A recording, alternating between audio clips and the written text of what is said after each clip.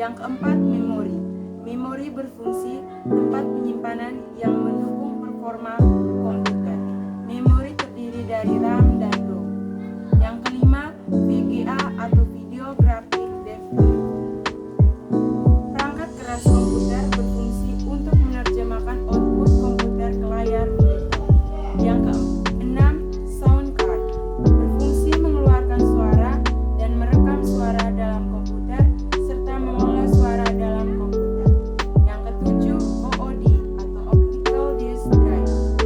Sebuah perangkat cakram yang menggunakan sinar laser atau gelombang elektromagnetik.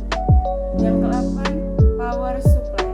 Membagi sumber daya listrik ke semua perangkat keras komputer. Yang kesembilan, keyboard atau papan kunci. Terdiri dari angka dan huruf dan berfungsi memasukkan data ke dalam komputer. Yang kesepuluh, mouse.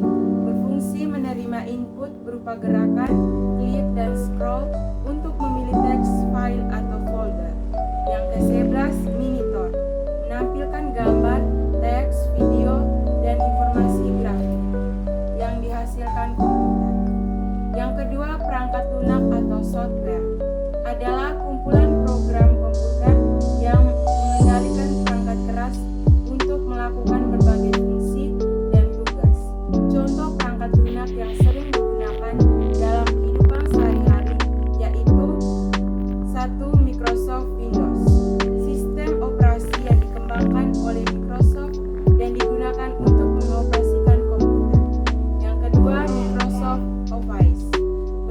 Berfungsi perangkat untuk aplikasi perkantoran yang dikembangkan oleh Microsoft. Yang ketiga, web browser adalah perangkat lunak yang memungkinkan dan berinteraksi di situs web internet. Yang keempat, Photoshop adalah perangkat lunak editor citra buatan Adobe System yang dikhususkan untuk mengeditkan foto atau gambar dan pembuatan efek.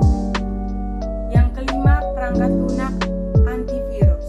Berfungsi melindungi komputer dari virus dan malware dengan melawan dan mendeteksi dari ancaman. Yang ketiga, pengguna atau brainware. Orang yang menggunakan, memakai, ataupun mengoperasikan perangkat komputer disebut pengguna. Pengguna komputer dibagi menjadi tiga,